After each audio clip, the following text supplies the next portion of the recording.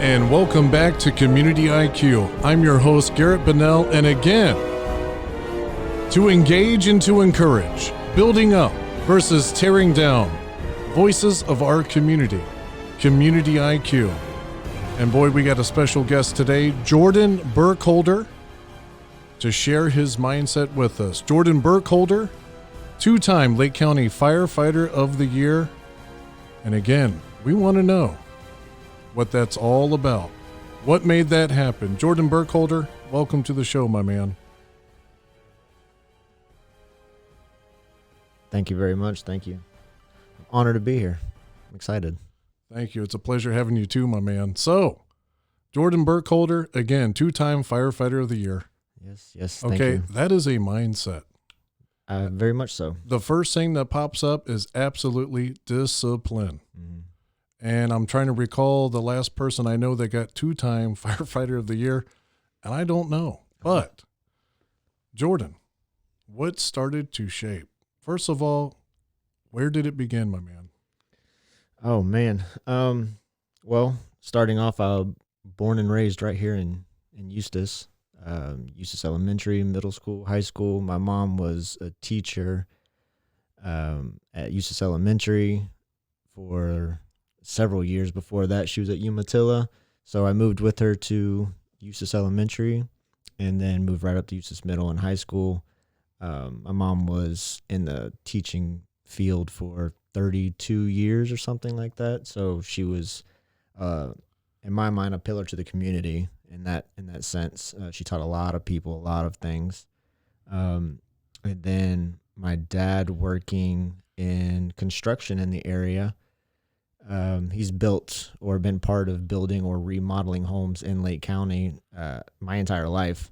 So close to 30 years, if not more. So again, everybody knows my last name because of my mom, my uncle, or my dad. So coming up through the Eustis school systems, and then I figured what better than to give back to the community that's helped shape me to the man that I am today and teach me all those lessons. And what better way to give back than to help protect those people that taught me so many things. So it started right here in this little town, and I'm happy to continue to serve this community. Wow, I love that mindset, my man. And again, are you born with discipline? I think to an extent you have a little bit that is you're born into, but it's like a muscle. You have to work at it. A lot of it is your the people around you. Not everybody is born into that type of mindset or that type of family or that type of environment, but you can be self-disciplined. And I think that actually makes you a stronger person, but you have to continue to practice. You have to continue to work out that muscle to develop that skill. And it's only going to get better and better the longer you work it out, just like any other muscle. Man. So would you say that your parents were pretty disciplined? Oh, very much so. So my dad was born and raised in a small town in Pennsylvania. He had 5 brothers and sisters. They were from a Mennonite community. I have great aunts and uncles, and my dad's close friends growing up were all Amish. So they grew up with that mindset and next to those people with that mindset of, you wake up when the sun comes up and you work until the sun goes down. You don't stop. If there's something to do, you do it. And that was like hard work too, not power tools, not stuff like that. They were building barns and sheds in a day that down here would take, days and weeks to do. Wow. So my dad grew up with that mindset. All day was working with some play. He was still a kid. He still got to have fun. But that's how his dad was. That's how his mom was. All the brothers and sisters, that was their mindset. That was that neighborhood. That blows my mind. I mean, I really don't know that world, but I've always been fascinated with that world. And in so many ways, especially now, they are light years ahead.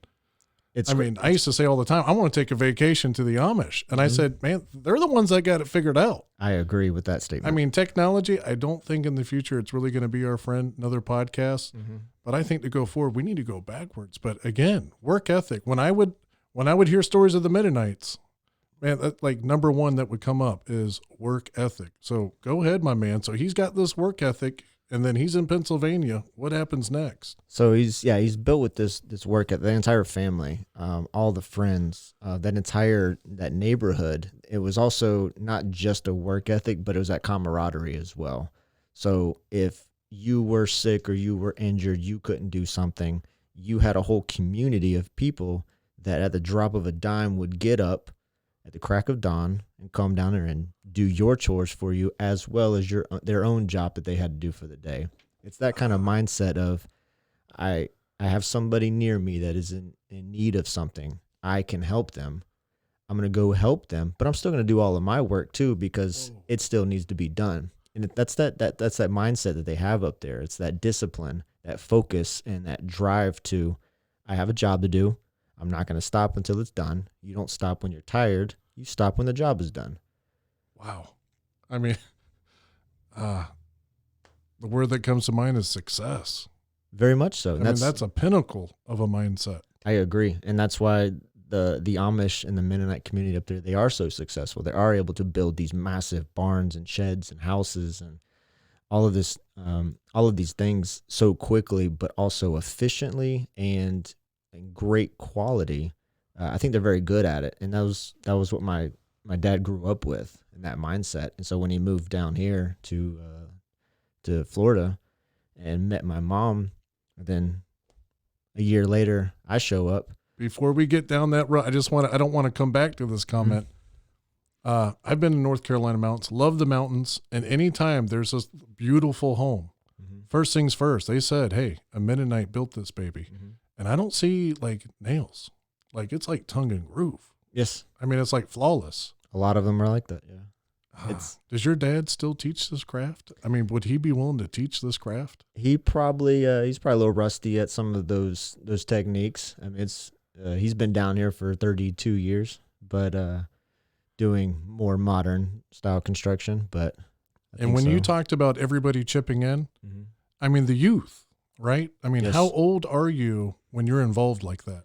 Oh, early teenagers. I mean, even as a child, 10 years old, you still have chores around the house. You get up with dad, you go out and you help on the farm. You go help with the cattle, getting milk, feeding animals, plowing the field, or helping mom around the house, cleaning, food, going to the store. I mean, you have your own responsibilities that, depending on your age, will be something simple as a child, and then much more complex and more harder. And then, early teens, you're out there building the barns, building the sheds. So from day one, it's built in.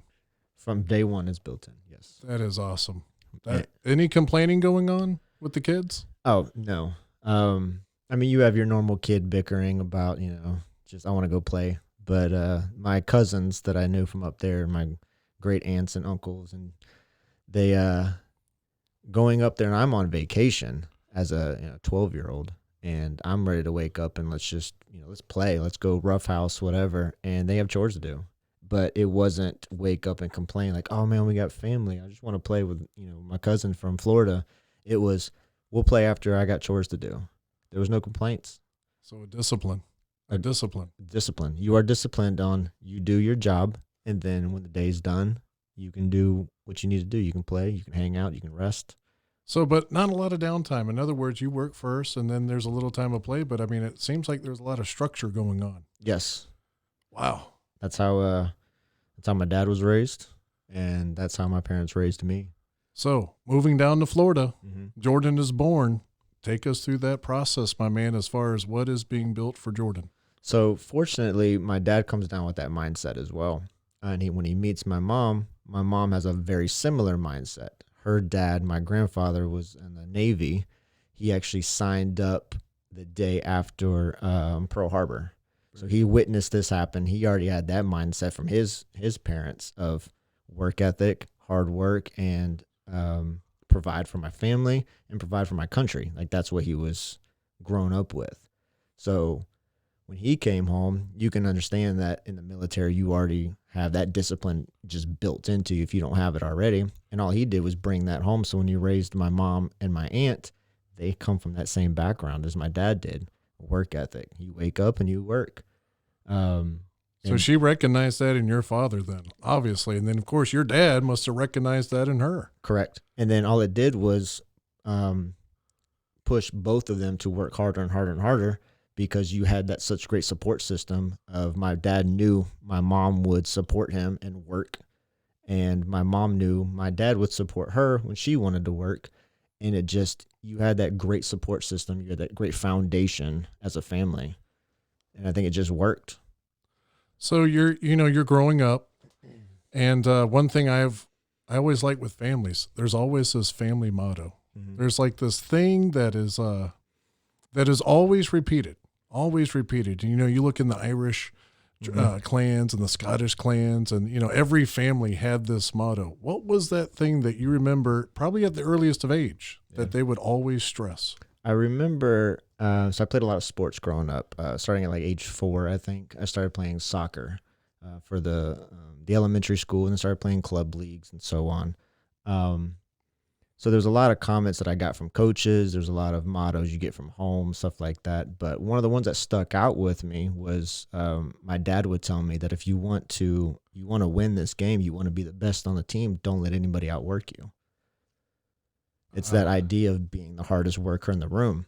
I may not be built with or born with the most success or the most talent or the most skill or anything, but sometimes hard work just beats talent. So don't let anybody outwork you. Oh, how many times have you seen that talented kid on the team? Oh, he's good, because there's that, that learning curve, but then time goes on, and no, the guy with the hard work, he just passed him about a mile ago. Yes, I've seen it multiple times throughout. So I played soccer and I ran track back in high school, and just 130-pound scrawny white kid from Eustis. I wasn't the fastest, but through hard work, my dad bought me one of those parachutes that you put behind you when you run, and it gives you resistance. And then fortunately, my parents live on a massive hill, so I would sprint up and down the hill. My dad would sit out there and tell me, do it again. Wow. All right, one more time. By the way, we're going to get into that later on in the conversation about speed. Good story. And we'll give a shout out to a good friend of Jordan's. Yeah. And I say a very similar mindset.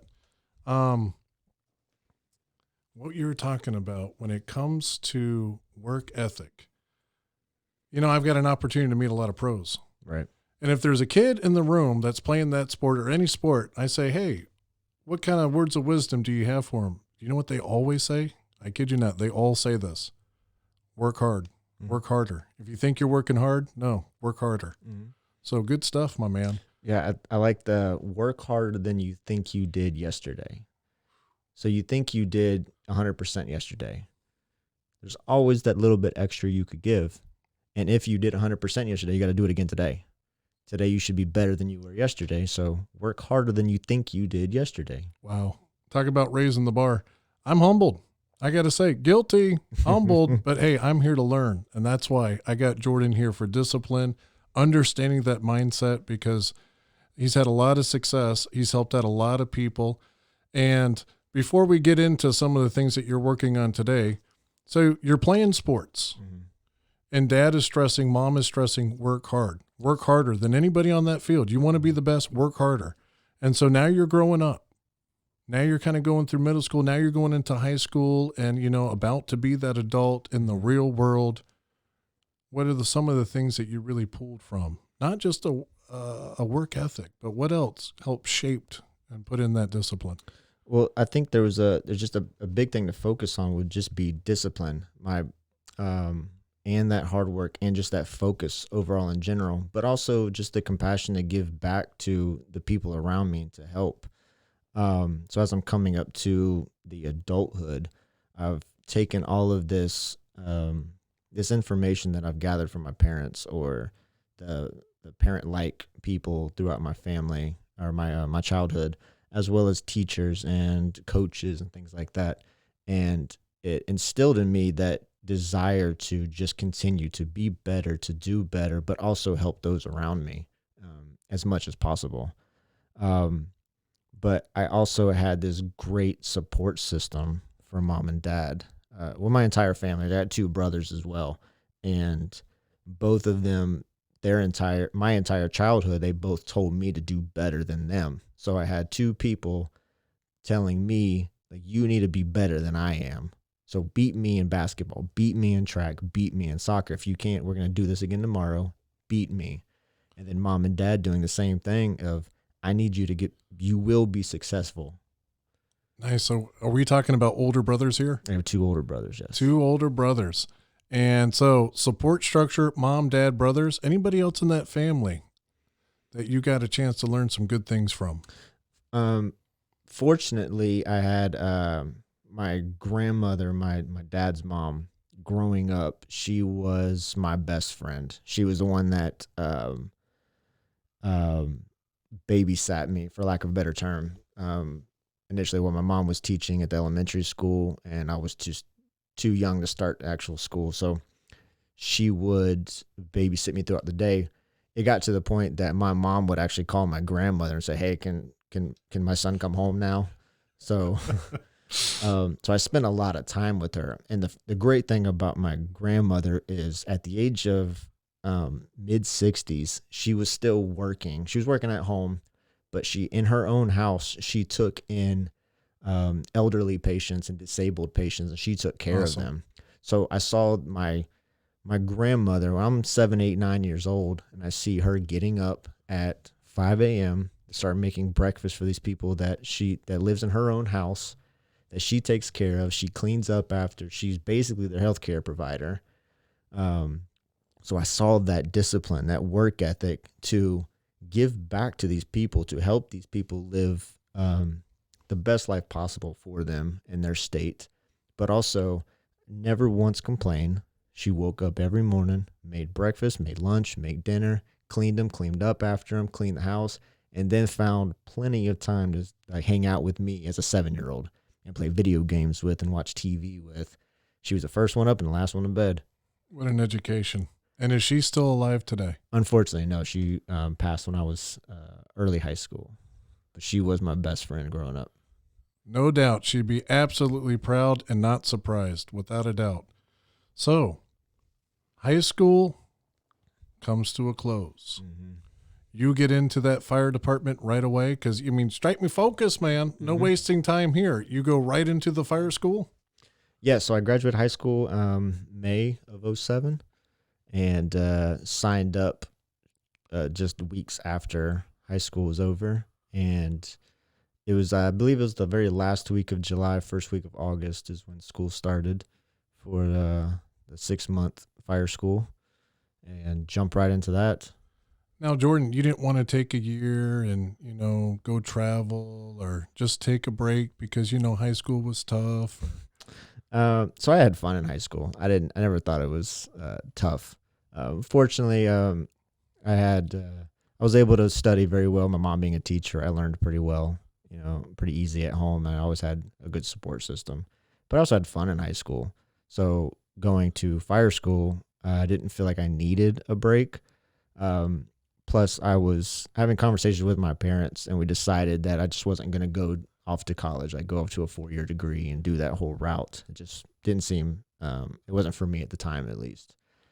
So I thought about at the time, I said, I can go to a 2-year degree or a 4-year degree, go off to college, take my first year off or anything like that. Or I can go to fire school, go to EMT school, and within a year, get a job, get a career, and already start building my pension, start building a career with benefits and working towards a retirement plan.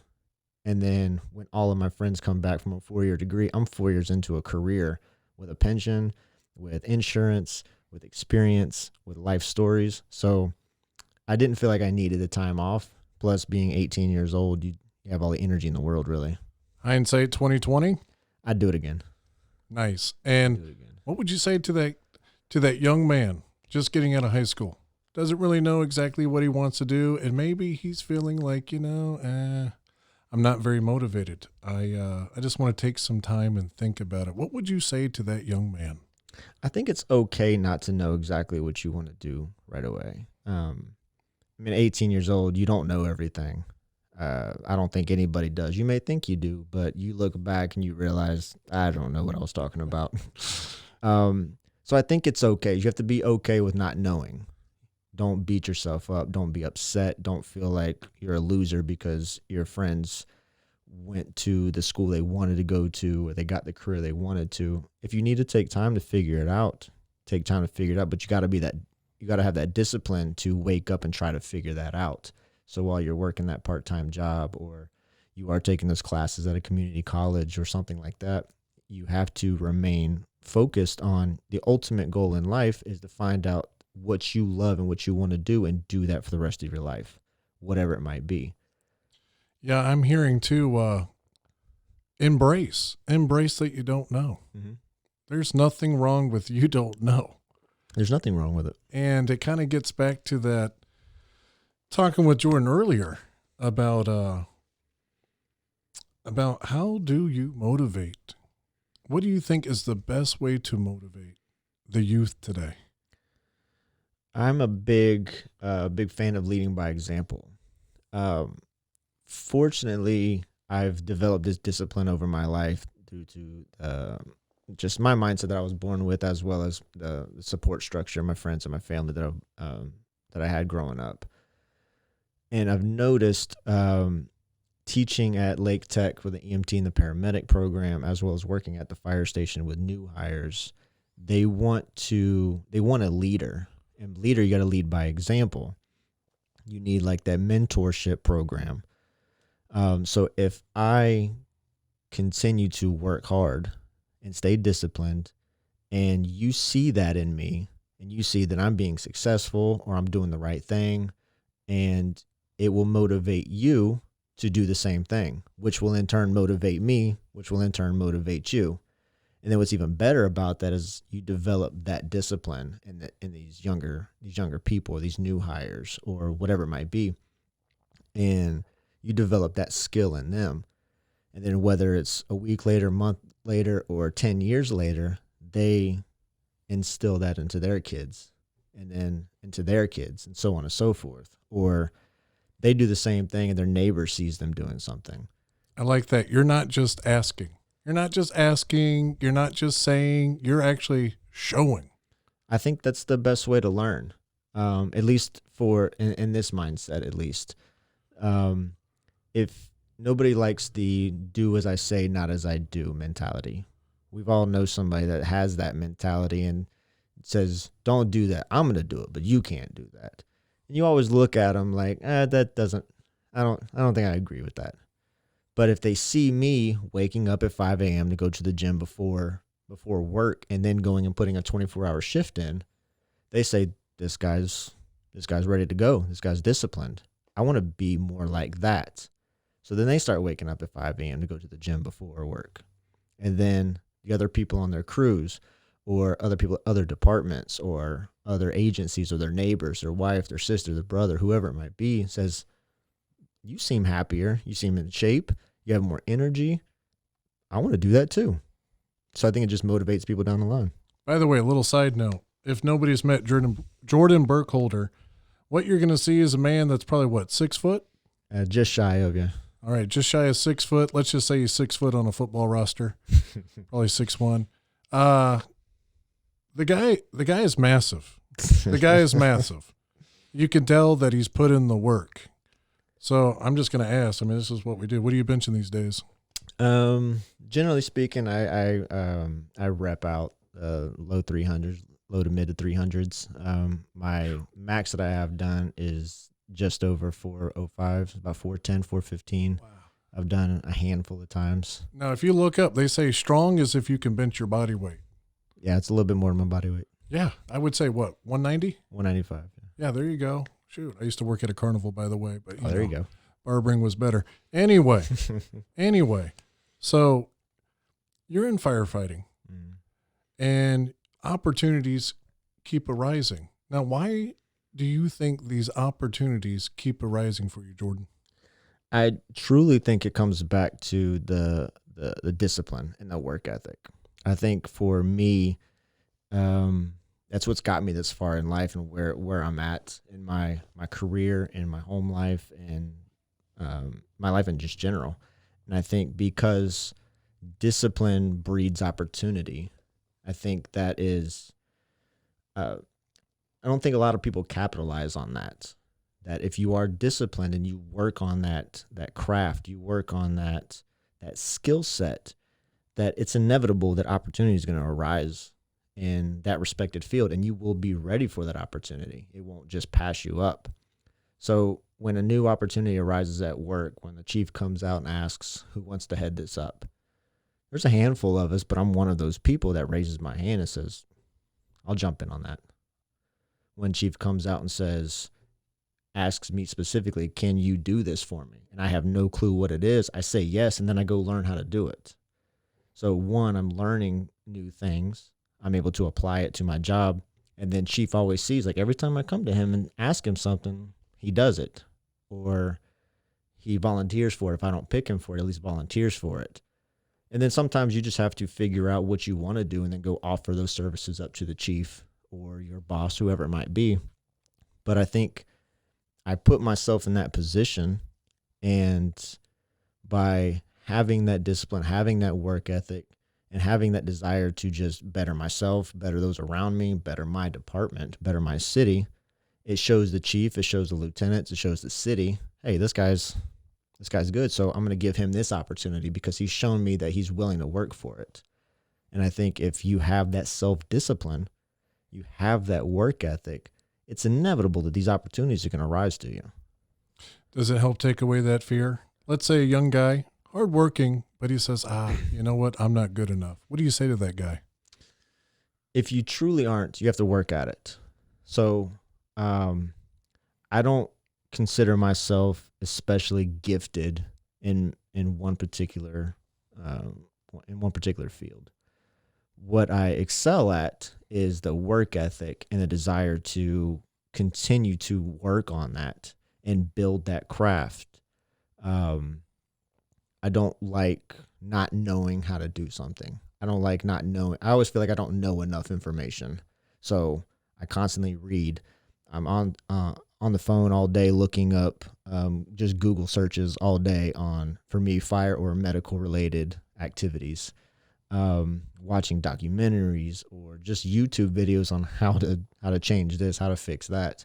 So if you are afraid of not knowing how to do something, or you feel like you're not good enough, every professional started off as an amateur at one point in time. Michael Jordan didn't wake up one morning and just say, I'm the best basketball player on the planet. If you watch that documentary about him, he put in a lot of time and a lot of effort, and he failed a lot of times. We all do. So you have to be willing to fail. And even after 6 championships, that guy's mindset was the same from day one. Exactly. That's amazing. No, the guy never quit. So you're never satisfied. No. Jordan, I mean, there's a different contentment, but that's a different subject. No, you don't just wake up and say, you know what? I've put forth the work. I've reached my goal. I know enough. No. So that mindset is what? It continues?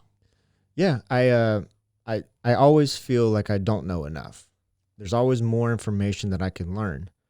That I hear there's several people that I think there's more of a joking manner, but they say, and I cannot relate to it. They say that their mind is like a bowl. You can only fill so much in there. You start pouring more things out, the more information you pour in there. I disagree with that mindset. I chuckle at it, and I get the concept. But if you continue, to me, my brain is a sponge. Just give me everything you can teach me. I may not remember everything, but it will jog my memory when I touch on that subject later. And I just want to learn as much as possible. Hang on. You just clicked something, and I'm going to try to verbalize this because I haven't thought about this in this context. A key. You look up studies, and they actually show you that a young mind at a very young age is more like a sponge. Mm-hmm. By the time they reach that late 20s, the things that they've learned starts to solidify. And then basically, lack of a better expression, concrete as you get older. And I think that's where we kind of get the phrase, hard to teach an old dog new tricks. Yes. But I think I actually, just by you saying that, I think there's a key there to unlocking how to maintain that mind like a sponge. And believe it or not, Jordan, I believe it goes back to discipline, yes, at a young age. And because of that discipline and that constant wanting to get better and learning, buddy, you push through those barriers that naturally happen. As you know, these universities have done these studies, you push through those barriers where you don't stop learning. I think I think the discipline is the key. I agree. I think, so I have this desire to just keep learning. And I think if you have that desire to keep learning, then you will continue to. I mean, if there's something that you enjoy, you're going to continue to do it as long as you are able to. So if you enjoy learning, you're going to continue to learn. And there's been multiple studies that show that even in the elderly, continuing to read and learning new skills and learning new crafts, it helps prevent Alzheimer's and prevent dementia, and it helps keep the brain young and keeps the people young. Jordan, literally, my thoughts. No, same page here, brother. Immediate, because I'm thinking about all these older people that I've seen in the barbershop that are strong and good health. And they usually have that in common. In fact, I only know this because they express it. Never stop learning. I never stop learning. When I wake up, I say, what can I learn today? Yes. So true, my man. So true. I think it's very important. I recently just took a class, and it was beginning of last year, actually. I went to critical care paramedic school. I really had no desire to. Most of the critical care paramedics wind up on a helicopter or working in a hospital like an ICU or something like that. I really didn't have that desire. I actually just took this class, the 6-month class that was pretty intense, actually, just because I felt like I didn't know enough information in the medical field. So I wanted to know more. The majority of it I can't actually apply here at the fire department because it's a little too much advanced, or my medical director won't allow us. But being a field training officer for the paramedics and also teaching at Lake Tech for the medic students, I felt like I needed to know more information. So I think with that mindset of, I don't know enough, I want to learn something else. I need more information. I need more knowledge. I think that's where that passion and that enthusiasm comes from, because you value what knowledge brings. And you're not afraid to work. No. You're not afraid to put in the homework, and you value that. Now, coming back to you teaching, how long have you been teaching? I think this is my 5th year, if I remember correctly. Wow, 5 years.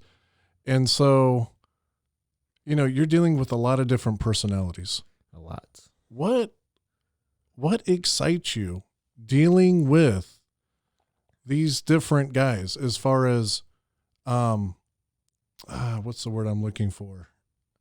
What spurs you on? What are you looking for in a student? I'm tongue tied here. What is that driving? What are you looking for in the student? What really, it makes you proud when you see this in a student? There you go. Makes you proud when you see this. What are you looking for, sir? So the thing that I look for in the students, EMT or paramedic, a lot of experience, little experience, I look for effort.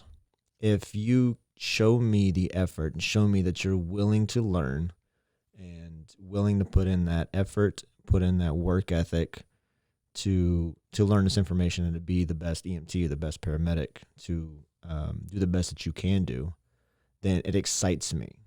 I like when people are excited about something, whether I'm passionate about it or not. I enjoy when people are passionate about some particular subject matter, and especially if it's something that I'm also interested in, and it excites me. So if you are willing to learn, you are show me that effort, show me that desire, even if you're not the smartest person in the room, but you show me like, I'm willing to try and I'm willing to learn and willing to study and put in that effort, then me as an instructor, as a teacher, I will go out of my way to teach you as much as information as I can possibly teach you.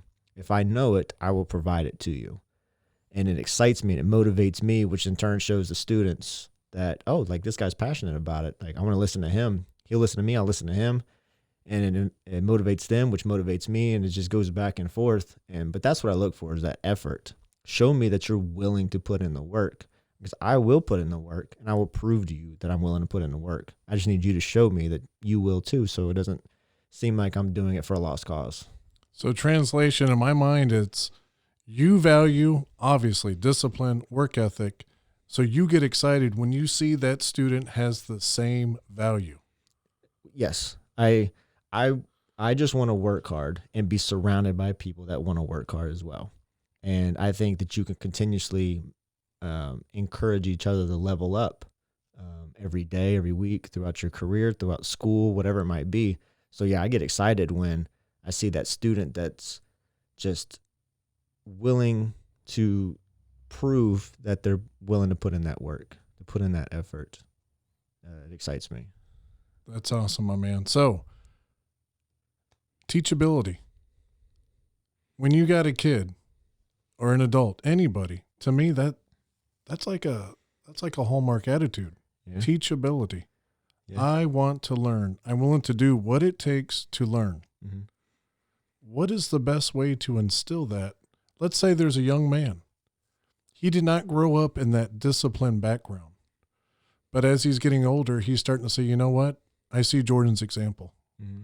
I see these other successful men. I see their example. I want to be like that. How would you guide to help nurture or create that value?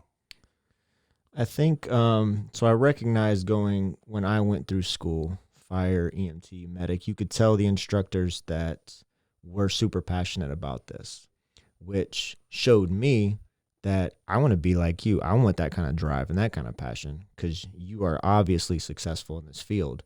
I want to be successful in this field. And there was a lot of instructors that saw that in me and would take me under their wing. Like, all right, come over here, I'll show you how to do this.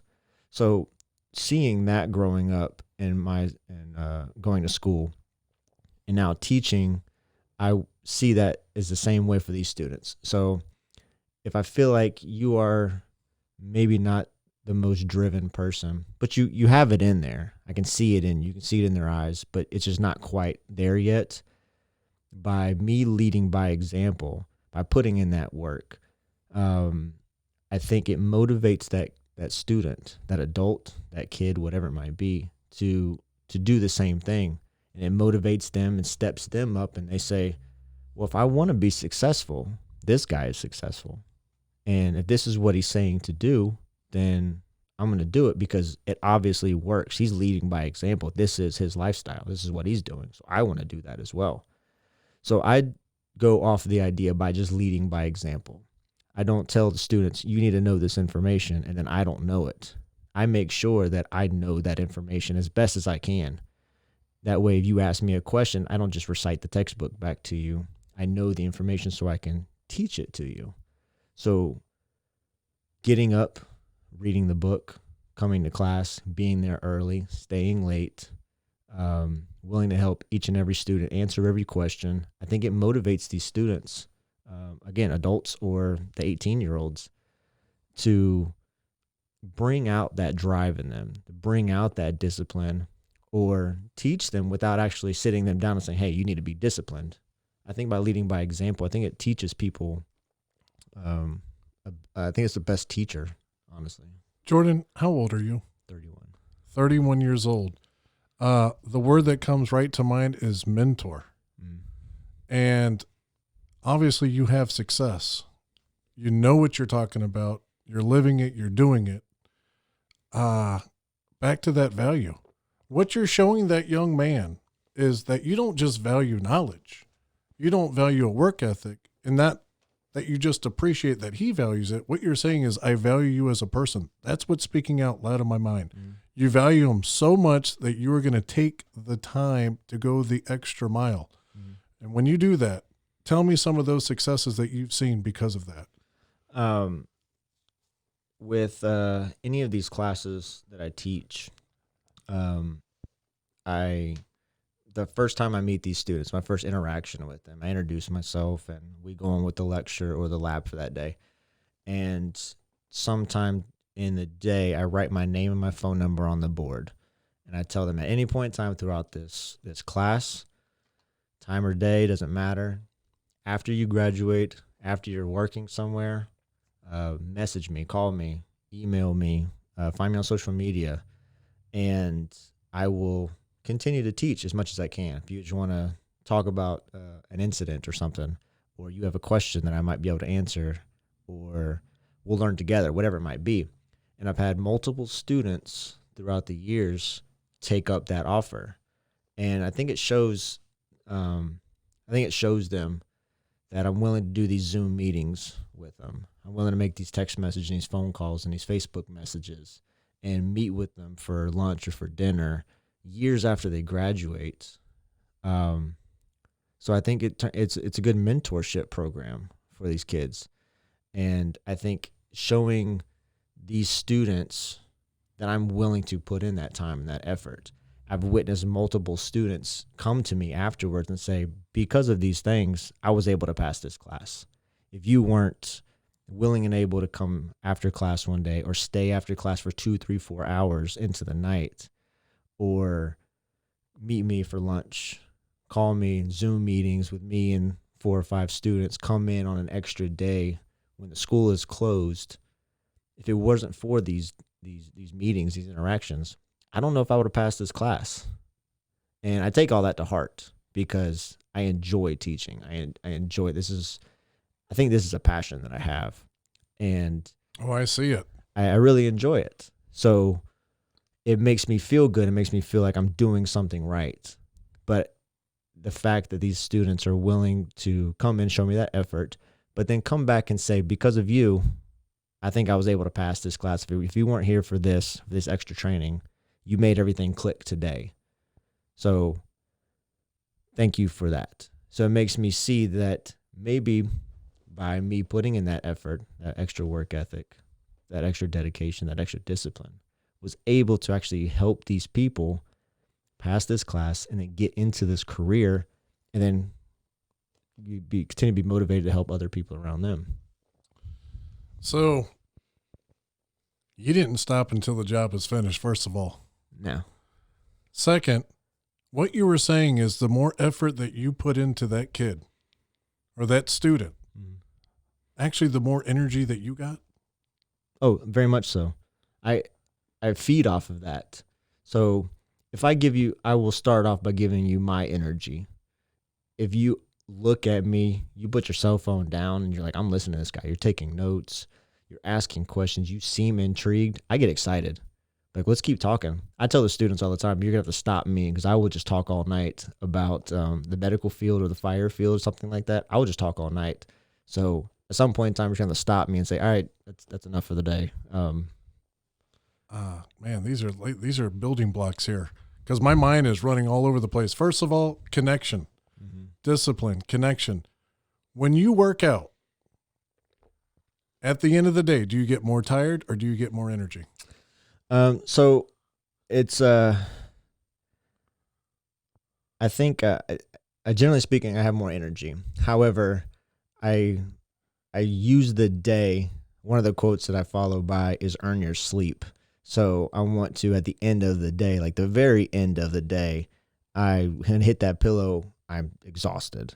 You got to rebuild those muscles, but you know what point I'm trying to connect here? Because I'm learning so much here talking to Jordan. This is great. The more effort you put in, the more energy you get. And I've always heard that with working out, right? Yeah. If you work out, you're going to have more energy in the day. Correct. And back really to mentorship. So you're saying again, this is like a universal truth. The more effort that you put into that student, the more excited, the more energy you receive, just like working out or just like putting forth that extra effort in anything. Correct. So it goes against kind of common sense, right? People think, well, if I work out, I'm going to be tired. No, you got to sleep, rebuild those muscles. Same thing, because we're talking about mentors. And the very first podcast was with Dr. Tom Conrad. And I asked him at the end with everybody, what is that main message for the youth today? And he focused on how important it is to have mentors in the youth today. And he didn't just say young guys. He said it's important that no matter what age you are, to have a mentor. And a lot of discussion, actually, in the barbershop recently is that the older guys, and I'm saying in their 50s and 60s, are talking about how they need to be more involved in mentors, especially with those 30 and 40, mid 20-year-olds going forward for this next a chapter in this country that we're going to be embracing, hopefully.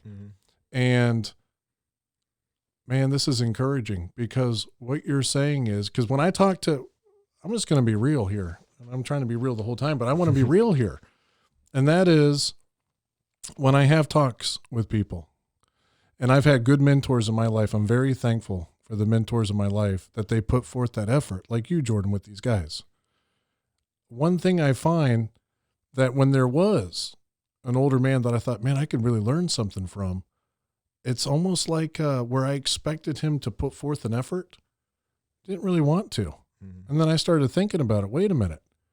Okay, first of all, to hold yourself accountable and have discipline takes work. You said that very clearly.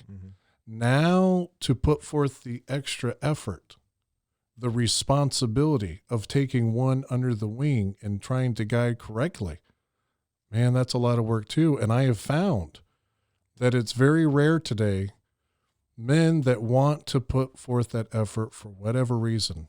And I think this podcast right now, what an encouragement for anybody that's thought about it to go ahead and do it. Do it. You know somebody. I'm talking to everybody out there. You know at least 1, 2, 3, whatever, young men out there that you know that is teachable and hungry for more knowledge and guidance. And I say go right ahead, because Jordan just said, the more effort you put, once you commit and you put in that work and share and guide, Jordan, you're a happier person. Yeah. I feed off that energy. It excites me. I'd like to see it. I would really like, I really, if there's one thing in this podcast, encourage, right? To engage and to encourage, building up versus tearing down, the young and the old. Because I think in the future, how much more important, especially now, that we need more support structures and guidance, and to building good quality rapports, and that only takes effort, right? Time. Yeah. Things aren't just by happenstance. You just were not born with discipline. Correct. You're just not born good at something. Hard work, and everybody having a role to fill. I think, fortunately enough for me, I had that growing up. My parents instilled that into me, and even my two brothers, they saw my potential as a kid. Like, oh, he's athletic, he's smart, like, keep going. So yeah, they saw that focus, and they made me get better. And I had that discipline because of my parents, because of my brothers.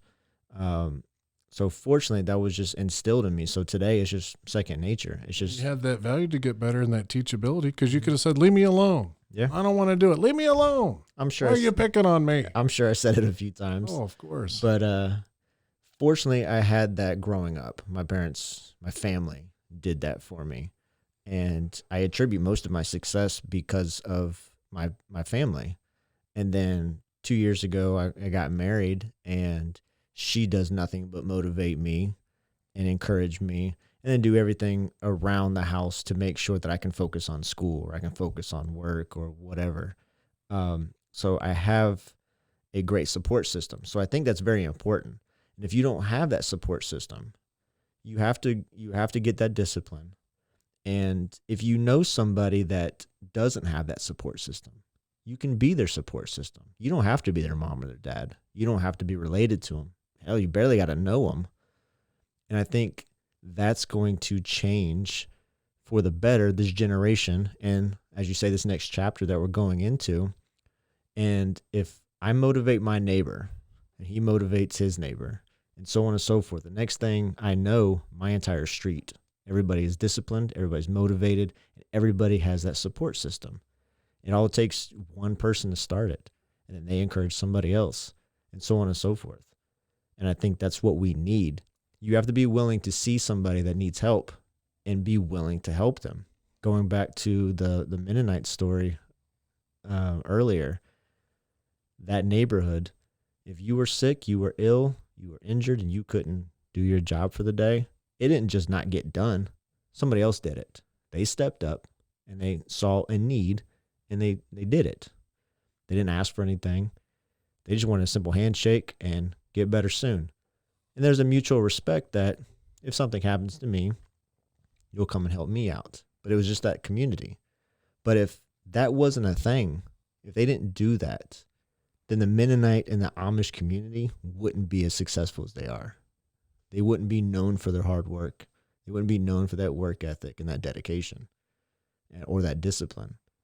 So we almost need that mindset in today's age everywhere, even in the cities, even if there's not a Mennonite community or Amish community.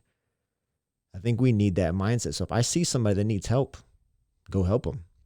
Whether it's something as simple as, helping them carry something heavy to their car, or they're sick, they're injured, they're ill. I need to go mow their yard for them. Because at some point in time, you might need help yourself. But two, you might motivate them to help somebody else, and to discipline somebody else and be that mentor to somebody else. Or I can just change your life. And I was able to change one person's life just because I did something a little bit extra to be that mentor, to make you see that, you know what, maybe I can do this. This guy supports me, so maybe I can do it. And if I know how I felt when people said, I support you, I have that support system at home now versus when I grew up, I know how I feel like. I feel like I can conquer the world. If you do that to somebody else, they may be the one that conquers the world. Oh, I like it. Jordan, one of the most successful principles that I know, and just a little sneak peek, you're going to hear him soon. He would talk about things that he would try to do to encourage students. He said the most valuable thing that he realized he could say, I believe in you. Yeah. I believe in you. And when you talked about those Mennonites and that service, that action, the word that comes to my mind, and it's been so cheapened, love. And in the Bible, it talks about 3 different types of love in the Greek. And the one I'm talking about is agape love, love based upon principle. If you love your neighbor, your mom, brother, whatever, you're not going to steal from them. Right. You're not going to lie to them. You're going to do what's right, and it's based upon action. Love based upon principle. That's amazing, my man. And does it work? Absolutely. Jordan's, where do I got to go to see this in action right now? Because I love to see this in this community, and absolutely it can be achieved. But where can I go? I think just my line of work, I see it at the station all the time. I see it in the fire department. It's not just me. It's everybody up there. It's this whole community.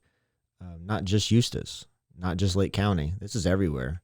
Not just the fire department, but the ambulance, the police, the hospital. You have to have that discipline. You have to have that desire to work and that work ethic. And when you see somebody working on a fire scene or on a medical emergency or the police doing their job, and you see them working hard, it'll motivate the person next to them to, well, they're working hard, I'm going to work hard too. And it continues to cycle. It motivates each other. That discipline, I think it's very neat to see. So if you go to any fire station, go to any fire, any structure fire that you see, you stop by and take the house on fire, take that out of the equation, and just look at the people. Are you going to invite anybody to a particular fire station? COVID's kind of backed things off, but by all means, anytime you need to, stop by Station 22, Eustis Fire Department. We'll give you a tour. You'll see what we do on a daily basis. That's awesome. So, that discipline mindset, I'm thinking of firefighters. Take us through that world a little bit, because I'm thinking, when I hear stories, you guys are going from 0 to 60. Yes. And you guys are thrown, in some cases, very extreme situations. It gets a little hairy at times. Let's talk about that mindset. You got to be prepared for anything, really. It's almost every day it seems like we get a new piece of equipment or a new challenge thrown at us, or a new responsibility we have to do or take care of. The way the world changes, somebody's got to take care of those problems.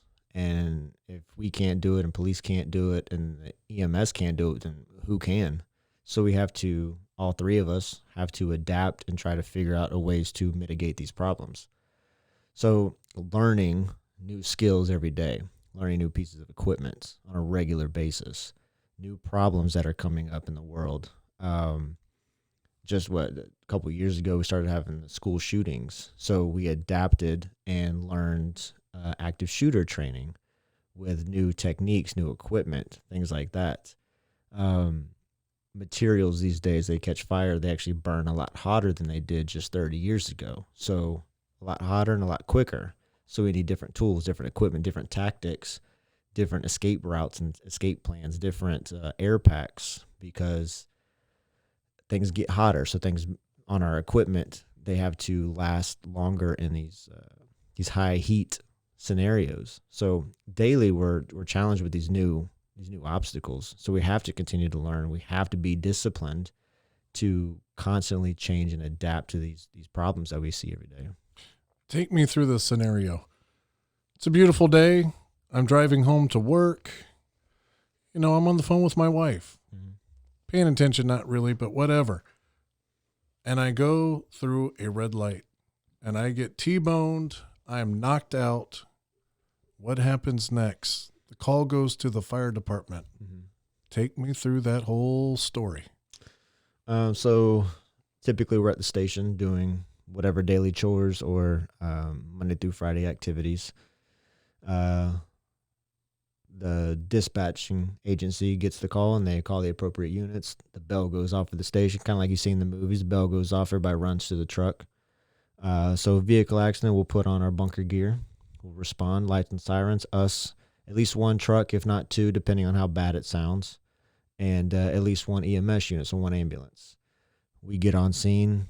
Well, hang on. Before you're on scene, mm-hmm. You throw on that jacket. Mm-hmm. You jump in that truck. Mm-hmm. What is that mindset? What's actually really going through that mind? Okay, you're going to the car accident. Mm-hmm. What are you thinking?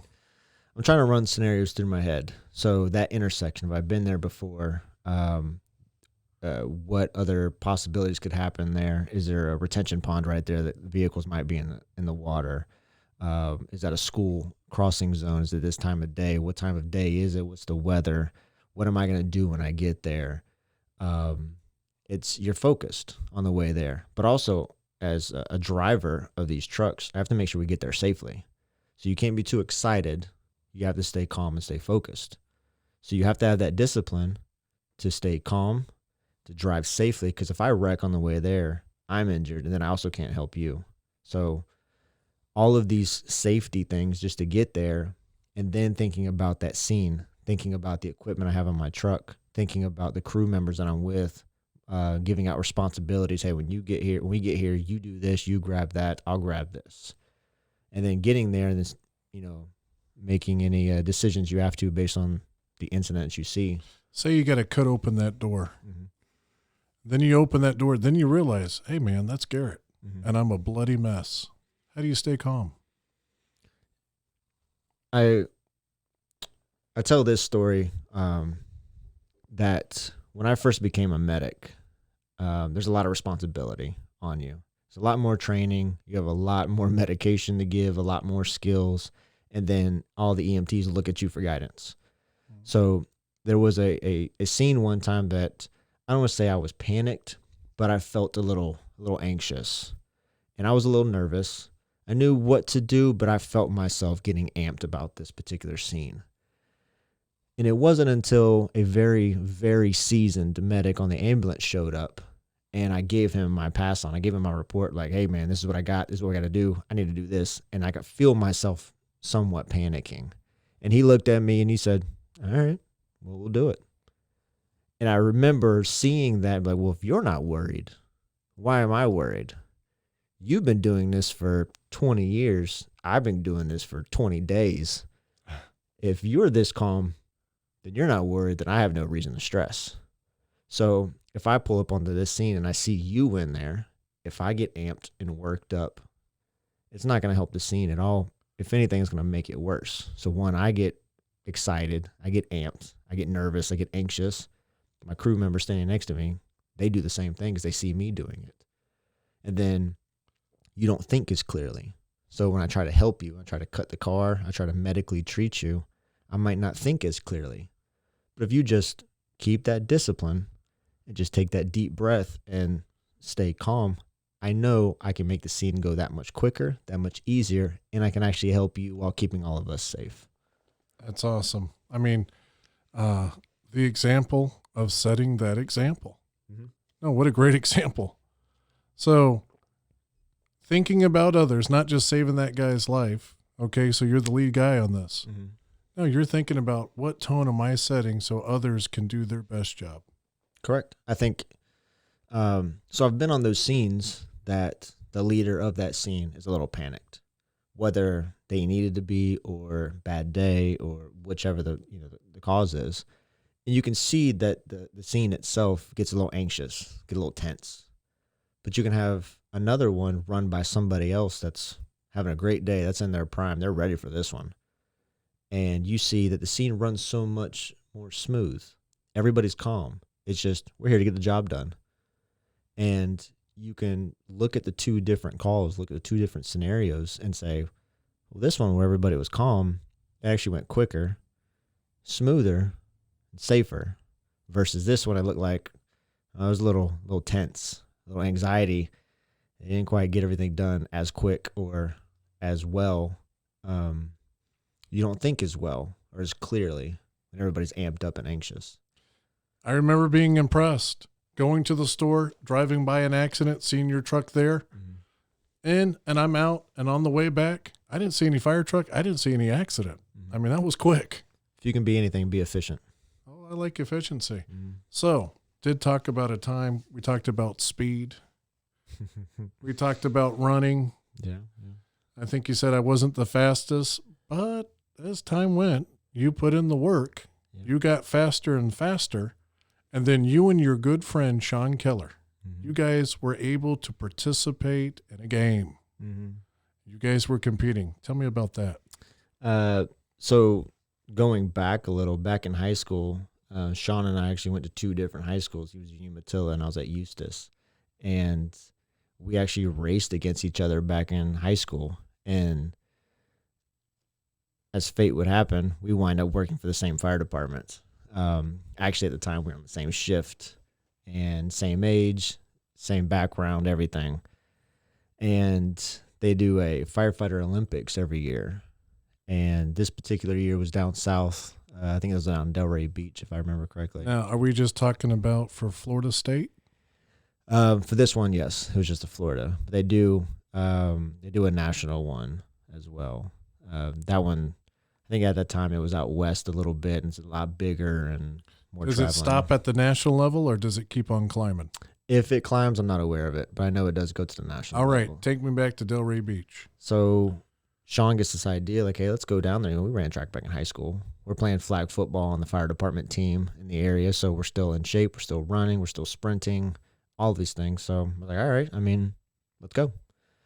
So we got it cleared through the department, and we represented Eustis Fire when we went down to Delray Beach. Our first year going to this, we didn't know what to expect. We didn't know if there were going to be professional athletes down here or we were going to get blown out of the water. I didn't know. So we got down there and we showed up to the track meet, and a handful of people out there watching, and then all of the athletes down on the field. I just want to throw in there, met a lot of firefighters, and I will say this, athletes. In fact, usually there used to be a little rivalry, little games, basketball, football, whatnot, between police and fire department.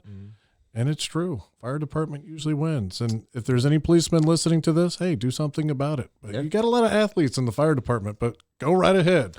Yeah. You guys are up to the task. You're at the line. Gunshot, whistle blow. What happened? So we get up, and I think the first event, if I remember, was the 50-yard dash.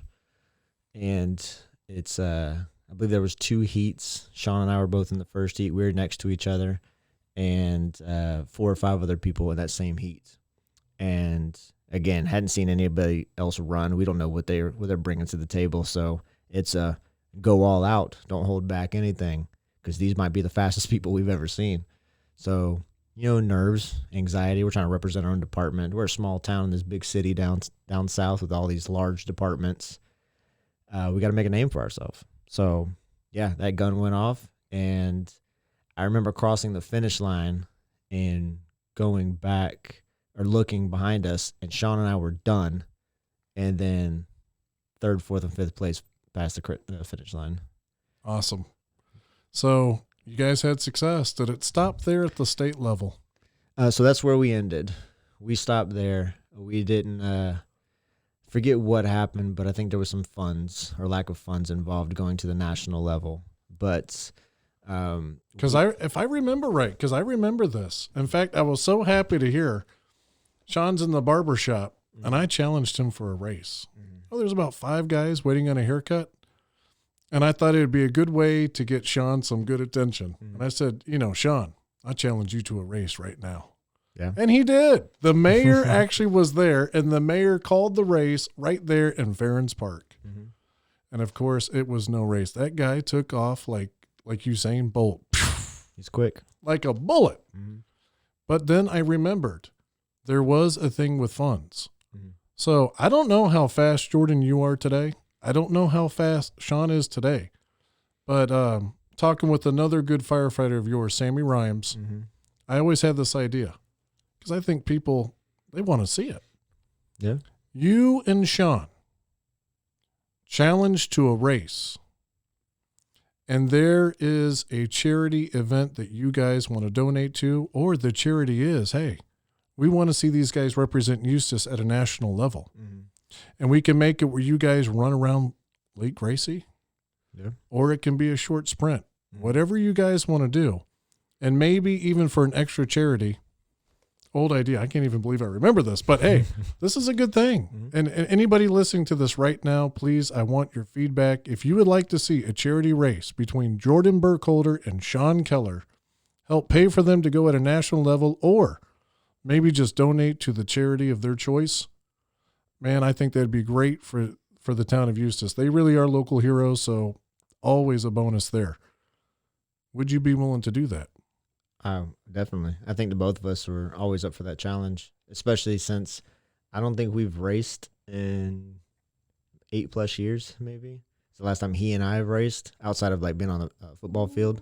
So that's going to be that same feeling you guys had in Delray Beach when you did not know what to expect. Butterflies in the belly. Oh, I like that.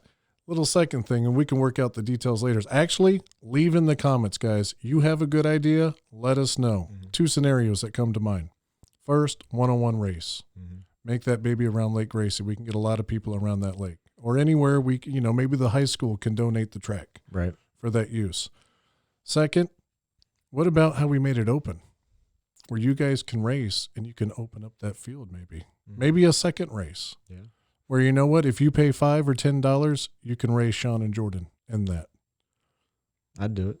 I have no doubt. I want to see it. I want to see it. I like entertainment, my man. That would be entertaining, and it would be for a good purpose. And we both like a challenge. So if you gave us a few weeks or a few months heads up, I guarantee there'd be a lot of practice, break off the old track shoes. Oh, I know it, man. I know. Jordan would, if this thing was official, that next early morning, you better believe Jordan would be there practicing and put in that work, and I bet Sean would too. I guarantee it. Yeah, that would be fun. No, let's look at making that happen, seriously. That'd be interesting. In fact, I'm going to bring it up to the mayor and see if we can't make this bigger, because now this has been too long coming. 8 years since you guys last did that race? Give or take, yeah. Yeah, that's too long. It's been a while. Too long. So, Jordan, we're going to come to a close. We're definitely going to have you back on this podcast because we're just getting to that tip of the iceberg. But, man, thank you again for being on the show. I've learned so much. In fact, you got me motivated. That's all I ask. In fact, I'm gonna go home and I'm going to tell my wife about this conversation, and I know what she's going to say. Can Jordan be our personal trainer? I don't know. I don't know. But I know I need to definitely step up to the plate and work on lots of different discipline in my life. So, in fact, that's her calling right there. So, Jordan, we're going to close this podcast with that number one message for the youth going forward today. What would you have to say? Don't be afraid to try. You have to try and you have to put in that effort and you have to be willing to do it. You're going to fail. It's inevitable. Not everybody gets everything right the first time. But you have to be willing to put yourself out there. You have to be willing to try and potentially fail. And then when you do, you pick yourself back up, you figure out what you failed at, and you work on it. You get that discipline to wake up every day and move forward and keep practicing. And eventually, you'll get where you want to be. It's inevitable. The discipline breeds opportunity. You have to be willing to get up and try and just put in the hard work. You have to be willing to put in the hard work. If you only work on days you feel good, you're not going to be successful. So even on the days you don't feel great, you got to put in that work. Do the hard stuff. And it's pretty much a guarantee that you'll be successful. All right. Well, thank you again, Jordan. And thank you, everybody, for listening again to Community IQ. Look forward to talking with you again and make it a great day. Thanks for having me. You betcha.